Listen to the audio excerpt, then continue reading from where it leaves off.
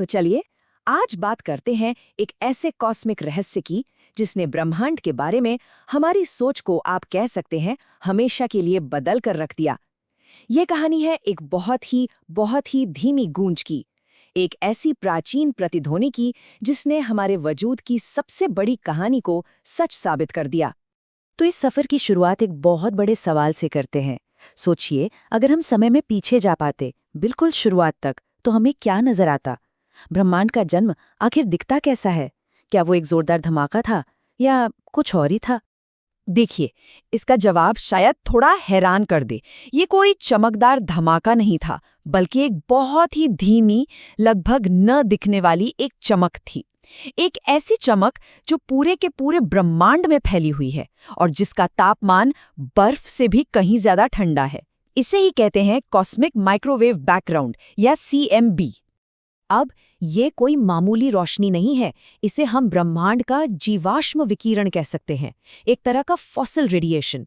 ये हमारे यूनिवर्स की सबसे पहली रोशनी है जो उसके जन्म के ठीक बाद से आज तक पूरे स्पेस में घूम रही है। ये बिग बैंग की एक गूंज है। और सबसे दिलचस्प बात पता है क्या है? ये जो CMB है ना, ये हमें सीधे ब्रह्मांड के बचपन में ले जाती है। ये एक टाइम मशीन की तरह है सही में। ये हमें दिखाती है कि आज से लगभग 13.8 अरब साल पहले सब कुछ कैसा था। लेकिन बात यह है कि ये चमक हमें ऐसे ही अचानक से नहीं मिल गई। नहीं, वैज्ञानिकों ने तो इसे खोजने से दशकों पहले ही इसकी भविष्यवाणी कर दी थी। ये एक बहुत ही क्रांतिकारी थ्योरी का एक बहुत ही जरूरी पूर्वानुमान था। और वो थ्योरी कौन सी थी? जाहिर है, बिग बैंग थ्योरी।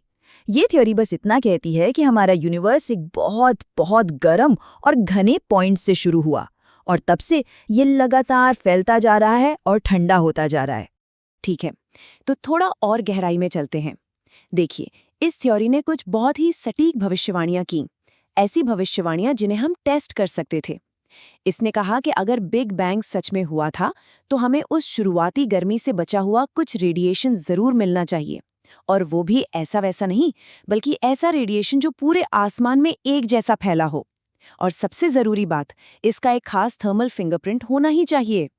तो ये जो फिंगरप्रिंट है ना, इसे वैज्ञानिक भाषा में कहते हैं ब्लैक बॉडी स्पेक्ट्रम।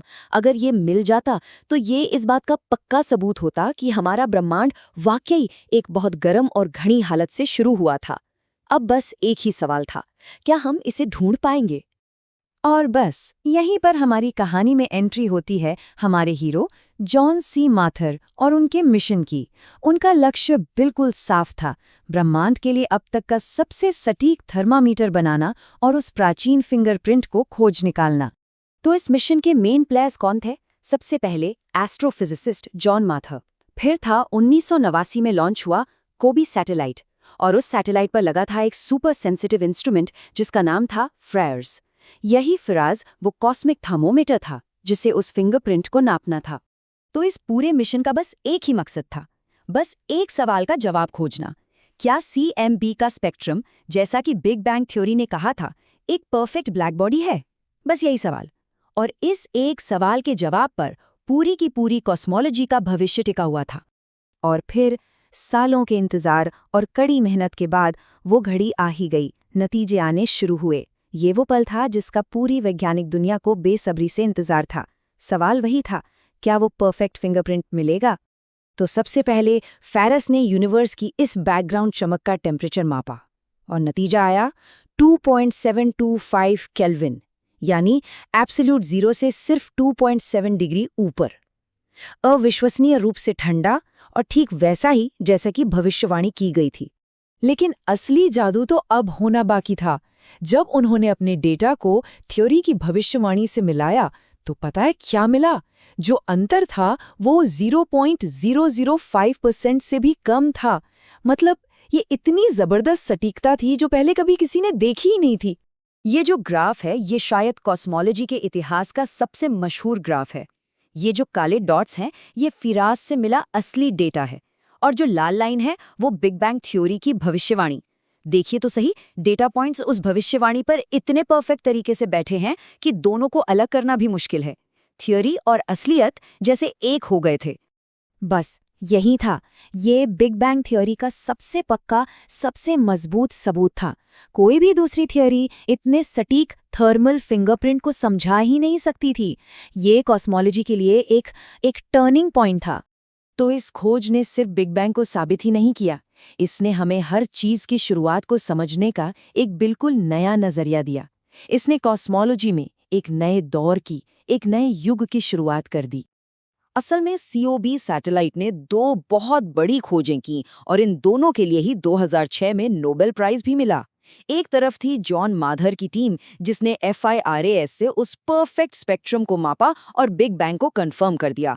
और दूसरी तरफ थी जॉर्ज स्मूथ की टीम, जिसने उसी चमक में तापमान के बहुत ही छोटे छोटे उतार चढ़ाव खोजे। ये वही बीज थे जिनसे आगे चलकर गैलेक्सीज और सितारे बने। इन दोनों खोजों ने मिलकर कॉस्मोलॉजी को, आप कह सकते हैं, अंदाजे लगाने वाले फील्ड से निकालकर एक सटीक साइंस बना दिया। अब वैज्ञानिक सिर्फ थ्योरी नहीं बना रहे थे, वो पहली बार सीधे सीधे ब्रह्मांड के जन्म का असली डेटा देख रहे थे और उसे बहुत ही सटीकता से माप रहे थे। और COB की ये कामयाबी तो बस एक शुरुआत थी। इसने भविष्य के मिशनों के लिए दरवाजे खोल दिए। 2001 में WMAP और फिर 2009 में प्लैंक जैसे सैटेलाइट्स आए, जिन्होंने हमें शुरुआती यूनिवर्स की और भी ज्यादा साफ और डिटेल्ड तस्वीरें दी। ये सब कुछ COB की रखी हुई नींव पर ही तो बना था।